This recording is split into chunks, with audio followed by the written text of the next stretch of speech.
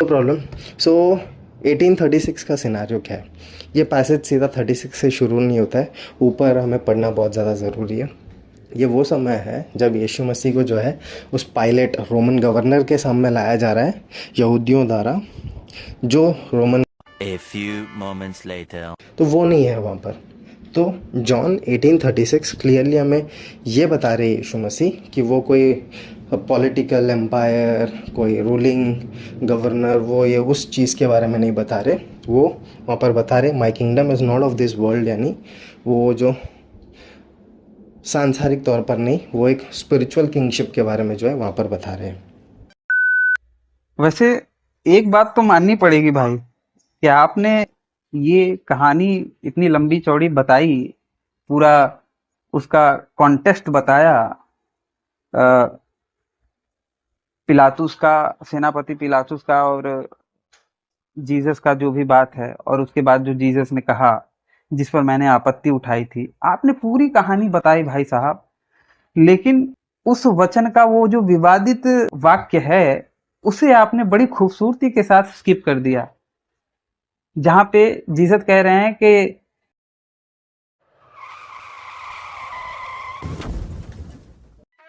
नमस्ते सभी को मित्रों, वैचारिक मंथन एक्स मसीही यूट्यूब चैनल पर मैं आपका साथी आशीष चौरसिया आप सभी का हार्दिक स्वागत एवं अभिनंदन करता हूं।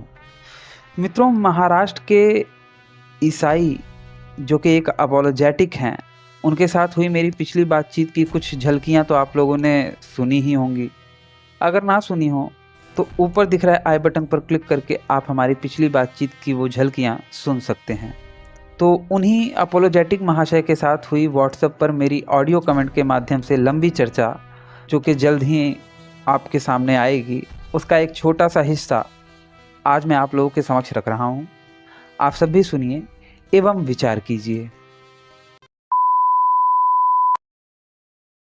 चीज़ें हम लोग देख सकते हैं, फॉल्स एलिगेशंस लगा रहे। तो क्या है ये वही तो है जो यीशु मसीह बता रहे हैं कि मैं कुछ स्वॉर्ड लेकर नहीं, मैं शांति के लिए नहीं, मैं तलवार लेकर आ रहा हूँ कर। तो ये वही है, फिगरेटिव सेंस में बता रहे यीशु मसीह, और वो हम लोग खुद आज के टाइम पर भी जो है देख सकते हैं।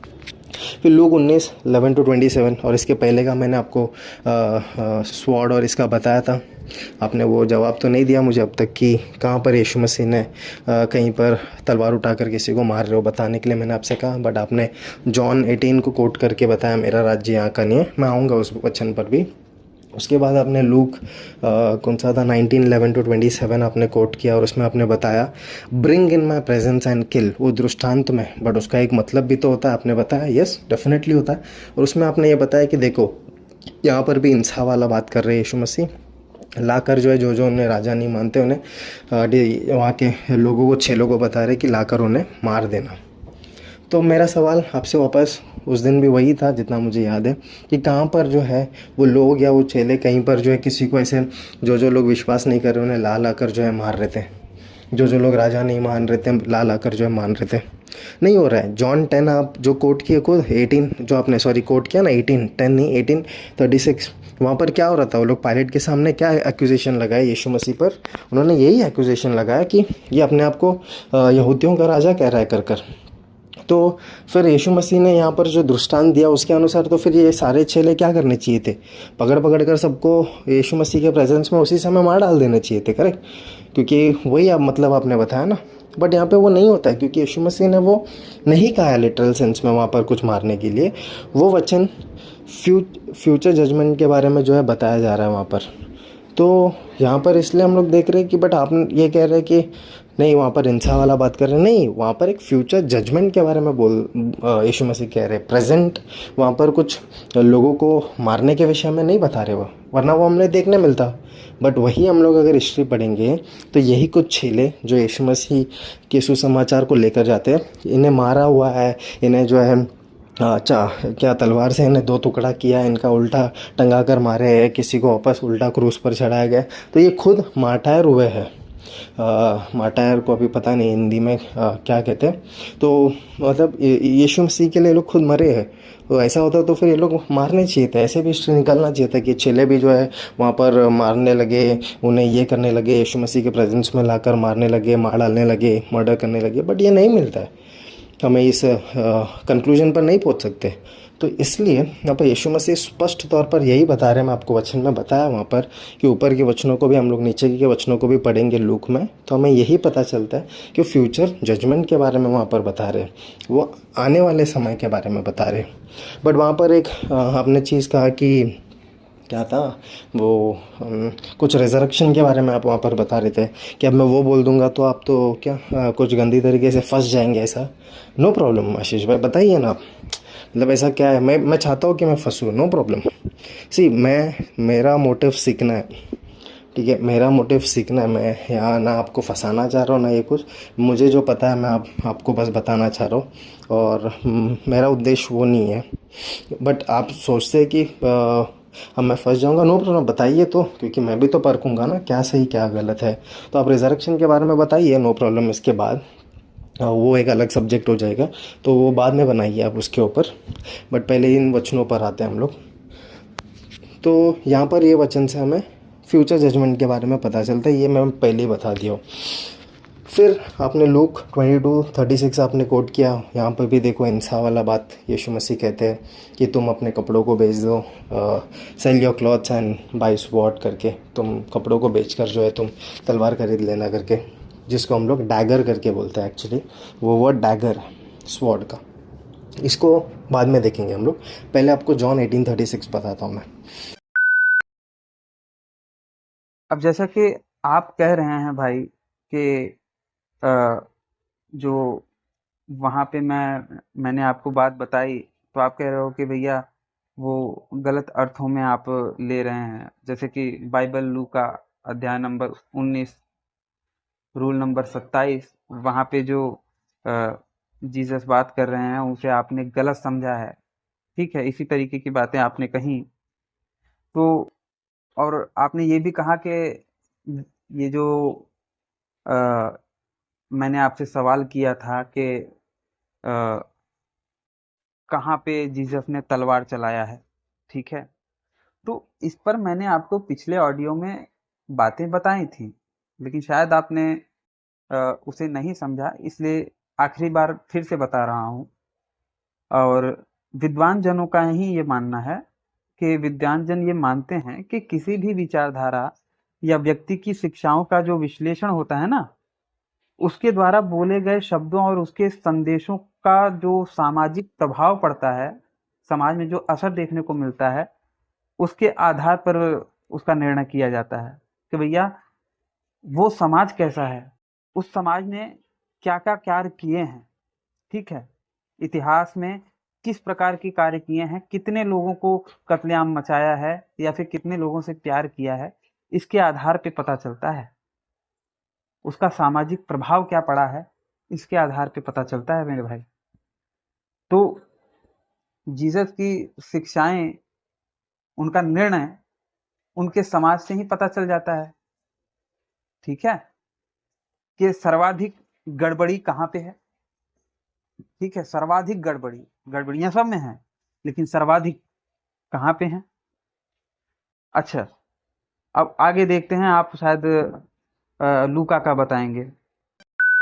तो जॉन 18:36 को आपने कोट किया ये एस्टैब्लिश करने के लिए कि ऊपर जहाँ पर यीशु मसीह का, मैंने आपको पूछा कहाँ पर उन्होंने मारा बताओ, तो आप उसको क्या कहते हैं, उसको जो है बनाए रखने के लिए आपने ये कोट करके कह दिया कि वो मारना चाहते थे बट उन्होंने नहीं किया, क्यों, उनका राज्य यहाँ का नहीं है कर आपने कोट कर दिया। वो थोड़ा सा मुझे ये लगा कि अरे ऐसा कैसा, ये कॉन्टेक्स्ट कुछ और बता रहा है, कैसे कोट कर ले रहे हैं आप। No problem. सो 18:36 का सिनारियो क्या है, ये पैसेज सीधा 36 से शुरू नहीं होता है, ऊपर हमें पढ़ना बहुत ज़्यादा ज़रूरी है। ये वो समय है जब यीशु मसीह को जो है उस पायलट रोमन गवर्नर के सामने लाया जा रहा है यहूदियों द्वारा, जो रोमन गवर्नर, जो पायलट, जिसके पास अथॉरिटी है डेथ सेंटेंस देना, मृत्यु का वो जो घोषणा करना होता है, फाइनल सेंटेंस, वो देने का अधिकार है। तो वहाँ पर यीशु मसीह को अब लाया हुआ है और ये एलिगेशन के साथ लाया हुआ है कि ये अपने आप को यहूदियों का राजा कह रहा है करके। जब पायलट यीशु मसीह से पूछते हैं कि क्या तुम यहूदियों के राजा हो, तब ध्यान दीजिए यीशु मसीह जो है उन्हें ये पूछते हैं वहाँ पर, ये तुम कह रहे हो या फिर तुम्हें जो है किसी और ने कहा है करके। तो वहाँ पर पायलट कहता है कि मैं थोड़ी ना कोई यहूदी हूँ कि मुझे पता रहेगा तुमने क्या है, ऑब्वियसली तुम्हारे लोगों ने बताया करके बोलते हैं, यहूदी लोगों ने बताया। तो तब जो है यीशु मसीह ये जवाब देते हैं उन्हें कि माई kingdom is not of this world, मेरा राज्य इस जगत या पृथ्वी पर का नहीं है। सॉरी अगर हिंदी वर्ड एग्जैक्ट नहीं हो रहा है तो नहीं, ये कर कर कह रहे। वो पहले के चीज़ को जो है यहाँ पर उत्तर दे रहे हैं कि पहले जब पायलट ने पूछा क्या तुम यहूदियों का राजा हो, फिर यीशु मसीह ने कहा ये तुम पूछ रहे हो कि तुम्हें कह रहे हो, फिर वहाँ पर पायलट ये कह रहे तुम्हारे लोग कह रहे हैं। फिर उस जवाब में यीशु मसीह पहले की चीज़ को जवाब दे रहे हैं कि मेरा राज्य इस पृथ्वी पर का नहीं है। तभी के लोग राज्य मतलब क्या समझ रहे थे, वो लोग एक पॉलिटिकल एम्पायर खड़ा करना, एक बड़ा रूलर बनना, गवर्नर बनना, एकदम चलाना देश को, जैसा हम लोग एक रूलिंग पार्टी को देखते हैं, एकदम वैसे तरीके से जो है वो लोग समझ रहे थे। तो यीशु मसीह इसलिए उन्हें ये बता रहे तुम ये मत सोचो कि मैं कुछ रूल करने या तुम्हारे अगेंस्ट होकर जो है मैं रोमन सरकार को नाश करने के लिए या एम्पायर मेरा खुद का एक खड़ा करने के लिए उसके लिए। तो ये वर्ल्डली किंगडम के बारे में यीशु मसीह बता रहे कि मैं वो नहीं हूँ, मेरा राज्य वर्ल्डली किंगडम से नहीं है, मेरा राज्य सत्य का है कर यीशु मसीह उसी आगे के वचन में जब आएंगे ना, तब वहाँ पर यीशु मसीह बताते हैं एक ही पर्पस है मेरा इस जगत में आना, वो है सत्य की प्रचार करना। यीशु मसीह बताते हैं वो खुद जो मार्ग सत्य और जीवन है उसके बारे में जो है वो वहाँ पर बता रहे हैं। तो यहाँ पर यीशु मसीह ने कह दिया कि वर्ल्ड वाला किंगडम, तो आपने उसको फिर एकदम ये ले लिया कि वो देखो मारना चाहते थे, बट नहीं, इंटरप्रिटेशन ये नहीं है। इंटरप्रिटेशन है वहाँ पर वो कोई रूल करना, एम्पायर खड़ा करना, कुछ पॉलिटिकल लीडर बनना, उस वर्ल्ड किंगडम के बारे में नहीं बता रहे थे। तो उसके बाद ही क्या होता है, उसके बाद ही जो है यीशु मसीह ने वहाँ पर क्या कहा, अगर हम लोग नोटिस करेंगे, यीशु मसीह ने कहा मेरा राज्य इस पृथ्वी पर का नहीं है, माई kingdom is not of this world. यानी कि यीशु मसीह कह रहे हैं मैं हूँ राजा, बट मैं इसके वर्ल्डली किंगडम के हिसाब से नहीं हूँ। तो तब पायलट वापस दोबारा पूछता है तो क्या तुम राजा हो, then are you the king? क्योंकि तुम ये नहीं कह रहे हो कि नहीं, पहले के जवाब में तुम कह रहे हो कि मैं हूँ बट मैं इस पृथ्वी पर का नहीं, तो तुम हो क्या? तब यीशु मसीह कहते हैं कि वहाँ पर तुम कह तो रहे हो कर यीशु मसीह कहते हैं, यानी यीशु मसीह एक्सेप्ट कर रहे हैं is the king but is not the king of this world. उनका राज्य इस पृथ्वी पर का वो वाला नहीं है जो वो लोग सोच रहे थे, एम्पायर खड़ा करना वो सारी चीज़ें, but is the king of spiritual terms. वहाँ पे स्पिरिचुअल मीनिंग को जो है वहाँ पर बता रहे हैं यीशु मसीह कि वो एक स्पिरिचुअल किंगशिप के बारे में अपने आप को बता रहे हैं, वो एक ट्रुथ के किंगडम के बारे में वहाँ पर बता रहे हैं कि उनका राज्य वो सत्य का है। वही सत्य जो लोग हेट करते हैं, वही सत्य कि यीशु मसीह हमारे गुनाहों के लिए उस सलीब पर मरे, फिर से तीसरे दिन पुनरुत्थान हुए हैं और उन पर विश्वास करने से हमारे पाप क्षमा होते हैं, हम स्वर्ग राज्य के जो है एक वारिस बनते हैं। इस सच्चाई के बारे में यीशु मसीह बता रहे कि ही इज़ द ट्रुथ, वही सत्य है। तो वो सत्य के राज्य के बारे में बता रहे थे, ना कि वहाँ पर जो है वर्ल्डली जो किंगडम आप जो बोल रहे हैं ना, जो आप इंटरप्रिटेशन दे रहे हैं, तो वो नहीं है वहाँ पर। तो जॉन 18:36 क्लियरली हमें ये बता रहे यीशु मसीह कि वो कोई पॉलिटिकल एम्पायर, कोई रूलिंग गवर्नर, वो ये उस चीज़ के बारे में नहीं बता रहे। वो वहाँ पर बता रहे माई kingdom is not of this world, यानी वो जो सांसारिक तौर पर नहीं, वो एक स्पिरिचुअल किंगशिप के बारे में जो है वहाँ पर बता रहे हैं। फिर उसके बाद यूहन्ना में पिलातुस, सेनापति पिलातुस के सामने जीसस का जो संवाद है, और पिलातुस ने, जैसा कि आप बताया कि भैया मैंने गलत समझा, सेनापति पिलातुस जब पूछता है कि भैया क्या तू यहूदियों का राजा है, तो यीशु ने कहा कि ऐसा तुम कहते हो या फिर ऐसा तुम पूछ रहे हो या फिर तुमसे किसी और ने कहा है। तो उसने बोला कि आपको मैं नहीं पूछ रहा, ऐसा तुम्हारे ऊपर एलिगेशन लगाया जा रहा है। और उन्हीं सब के विषय में फिर यीशु ने ये जवाब दिया है ना, कि मेरा राज्य यहाँ का नहीं, और जैसा कि आपने कहा कि भैया राज्य का मतलब ये नहीं कि जैसा सांसारिक राज्य होता है वैसा नहीं, ये वो फलाना ढिमकाना जो भी आपने बताया भाई। तो आप बताइए कि ये जीसस ने जो भी बातें कही हैं, जो भी उदाहरण दिए हैं, वो उस समय काल के हिसाब से ही दिए हैं ना। कि जीसस ने एआई का कोई उदाहरण दे दिया, या फिर जीसस ने मोटर कार का कोई उदाहरण दिया था। जो उस समय काल में चीजें प्रचलन में थी, उन्हीं के आधार पे उन्होंने वो बातें या फिर उन चीजों का उदाहरण दिया था ना। ठीक है, तो उन्हीं के आधार पे चीजों को समझा जाएगा ना, क्योंकि उन्होंने बोला उसी के आधार पे है। उसी समय काल में प्रचलन में जो चीजें थी, प्रचलन में जो भाषाएं थी, उन्हीं के आधार पे चीजें बोली है ना।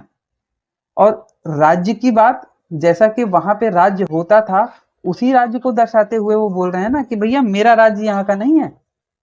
अगर मेरा राज्य यहाँ का होता तो मेरे सेवक लड़ते कि मैं यहूदियों के हाथ सौंपा ना जाता। ठीक है, अब यहाँ पर जीसस स्वयं को ये कह रहे हैं कि यदि मेरा राज्य यहाँ का होता, ठीक है, यदि मेरा राज्य यहाँ का होता तो मेरे सेवक लड़ते। ठीक है, अब आप कह रहे हो कि ये फिगरेटिव सेंस में बातें बोली जा रही हैं। जाहिर सी बात है, आप तो यही कहोगे कि फिगरेटिव सेंस में बोली जा रही हैं। तो जरा आप मुझे बताइए कि जो यहूदियों ने या फिर रोमन सैनिकों ने जीसस को पकड़ा था, वो फिगरेटिव सेंस में पकड़ा था कि फिजिकल वे में पकड़ा था? जाहिर सी बात है, भौतिक शरीर में जो यीशु थे, उन्हें उन भौतिक सैनिकों ने पकड़ा था। ठीक है, और जीसस क्या कह रहे हैं कि यदि मेरा राज्य इस जगत का होता तो मेरे सेवक लड़ते। तो लड़ना क्या फिगरेटिव सेंस में होता कि या वचन की तलवार चलाते, और जो सैनिक पकड़े हुए थे रोमन सेना के, उनके हाथ छूट जाते और जीसस को वो लोग छोड़ देते वचन की तलवार चलने से? ऐसा कुछ है क्या? लड़ने का अर्थ वहां पे क्या है? उनके सेवक किस प्रकार से लड़ते? शारीरिक रूप से ही लड़ते। ठीक है, कि मैं यहूदियों के हाथ सौंपा ना जाता, कि वो यहूदियों के द्वारा पकड़वाए ना जाते। अब आप कह रहे हो कि भैया इसका वैसा हिंसात्मक अर्थ नहीं है। वो एक बात कह रहे हैं ये कहने के लिए कि भैया उनका राज्य यहाँ का नहीं है। लेकिन जरा गौर कीजिए ना मेरे भाई, कि अगर उनका राज्य यहाँ का होता तो फिर वो क्या करते? उनके सैनिक लड़ते, उनके सेवक लड़ते कि वो यहूदियों के हाथ सौंपे ना जाते। अब ये कुछ ऐसी ही बात है जैसे कि मैं आपको कहूं कि भैया मेरा आप मेरे घर में नहीं रह रहे, अगर मेरे घर में रहते तो मैं आपके गले पे छुरी चला देता, लेकिन चूंकि ये मेरा घर नहीं, इसलिए मैं आपके गले में छुरी नहीं चलाऊंगा, और आप ये आपका घर है इसलिए आप मुझे धक्के मार सकते हो। तो इससे मेरी मानसिकता नहीं समझ में आ रही आपको कि मेरी मानसिकता किस प्रकार की है? जीसस कह रहे हैं कि यदि मेरा ये राज्य इस जगत का होता तो मेरे सेवक लड़ते। मानसिकता नहीं समझ में आ रही आपको? और उस वचन के आधार पे प्यारे भाई, क्या वो जो उनके फॉलोअर लोग हैं, उन्होंने आगे चल के गैर ईसाइयों को इंक्विजिशन के नाम पे या फिर पेगन कह के या फिर विच हंटर कह के मारा नहीं? हत्या नहीं करी उनकी? थोड़ा इस पर भी विचार करें। वैसे एक बात तो माननी पड़ेगी भाई कि आपने ये कहानी इतनी लंबी चौड़ी बताई, पूरा उसका कॉन्टेक्स्ट बताया, पिलातुस का, सेनापति पिलातुस का और जीसस का जो भी बात है, और उसके बाद जो जीसस ने कहा जिस पर मैंने आपत्ति उठाई थी, आपने पूरी कहानी बताई भाई साहब। लेकिन उस वचन का वो जो विवादित वाक्य है, उसे आपने बड़ी खूबसूरती के साथ स्किप कर दिया, जहां पे जीसस कह रहे हैं कि मेरे सेवक लड़ते। इस बात को आपने मेंशन ही नहीं किया बड़ी खूबसूरती के साथ। जहां पे जीसस कह रहे हैं कि मेरे सेवक लड़ते। ये लड़ने वाली बात तो आप बोले ही नहीं। मैं सोच रहा था कि भाई बोलेंगे, अब बोलेंगे, अब बोलेंगे। लड़ने वाली बात आपने स्किप कर दी मेरे भाई। तो इससे समझ में आता है कि आपको भी पता है कि वो लड़ने वाली बात को अगर आप करेंगे तो कहीं ना कहीं हिंसात्मकता झलक जाएगी, हिंसात्मकता दिख जाएगी कि उनके सेवक, वो कह रहे हैं कि वो मेरे सेवक लड़ते। उस पे आपने बोला ही नहीं, इससे भी समझ में आ जाता है। ठीक है। और जैसा कि आपने कहा कि भैया इसका स्पिरिचुअल मीनिंग होता है, तो ये स्पिरिचुअल मीनिंग वाली डिक्शनरी कहाँ पे है आपके पास? थोड़ा मुझे बताइए, मैं देखने का बड़ा इच्छुक हूँ। ठीक है। फॉर एग्जाम्पल हमारे यहाँ पे जो वेद वगैरह हैं, ठीक है, उनके विषय में लोग इसी तरीके की बातें करते हैं। ठीक है। लेकिन कम से कम उन लोगों के पास निरुक्त और निघंटु शास्त्र नाम का एक डिक्शनरी है। दो डिक्शनरियां हैं, निरुक्त और निघंटु। ठीक है। जिनके बेसिस पे जो वेदों में शब्द हैं, उनके अर्थ उनमें लिखे हैं, वो माने जाते हैं, और वो भी बहुत प्राचीन है। ठीक है। ऐसा नहीं कि बस स्पिरिचुअल या फिर इसे एक रूपक अलंकार में, उपमा अलंकार में, या फिर फिगरेटिव सेंस में बोला गया है। ऐसा नहीं बोला जाता। वहां पे सीधा बोला जाता है कि भैया निरुक्त और निघंटु शास्त्र के आधार पे ये बातें बताई जा रही हैं, अब तुम इसमें अपना मीनिंग देख लो। हालांकि मैं वेदों से भी सहमत नहीं हूँ। ठीक है। लेकिन एक बात बता रहा हूँ कि उनका तो फिर भी सेंस बनाता है। लेकिन आप जो कह रहे हो कि स्पिरिचुअल मीनिंग, या फिर ऐसा नहीं वैसा, ये क्या नाम से, क्या कहते हैं, दृष्टांत के रूप में लिखा गया है, तो इसका पैमाना कहाँ पे है आपके पास कि भैया ये वाला दृष्टांत के रूप में कहा गया है और फलाना बात दृष्टांत के रूप में नहीं कहा गया है? मैंने जितनी भी बातें बताई आपको, आपने सब में यही चिपका दिया कि भैया वो दृष्टांत के रूप में कहा जा रहा है। लेकिन थोड़ा सा आपने इस पर विवेचना नहीं करी कि भैया क्या है और कैसे है। बस आपने दृष्टांत के रूप में कह के उन सभी वचनों को गलत साबित कर दिया जो मैं बता रहा हूं। ठीक है। अब आपने ये भी कहा था कि भैया बाइबल के जितने भी वचन हैं उसे आप एज इट इज समझोगे तो बातें गड़बड़ हो जाएंगी। वही है, अच्छा अच्छा गप, कड़वा कड़वा थू। और आपका या फिर जो क्रिश्चियन समाज है उसका भी यही हाल है आज के समय में।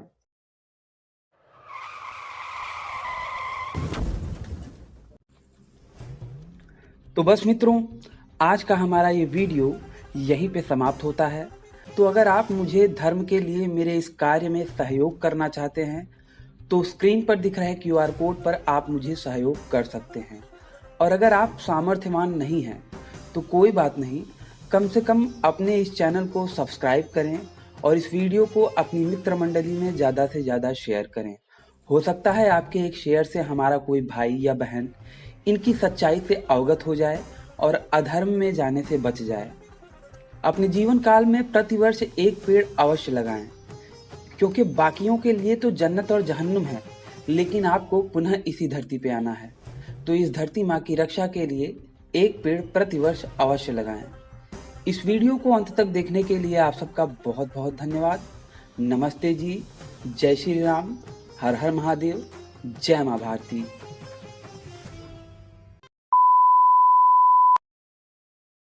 जैसे कि उत्पत्ति में ही जो अध्याय में बता रहा हूँ, जो प्रकरण में बता रहा हूँ नूह का, उसी प्रकरण में देखेंगे तो 8वें अध्याय के 21वें वचन में कहा गया है, इस पर यहोवा ने सुखदायक सुगंध पाकर सोचा कि मनुष्य के कारण मैं फिर कभी भूमि को शाप न दूंगा।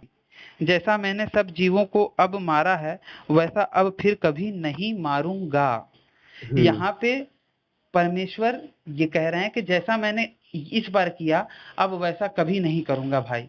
मतलब कि मान लीजिए आप कोई गलती करते हो तभी तो आप तौबा करते हो कि भैया अब मैं अगली बार से ऐसी गलती नहीं करूंगा।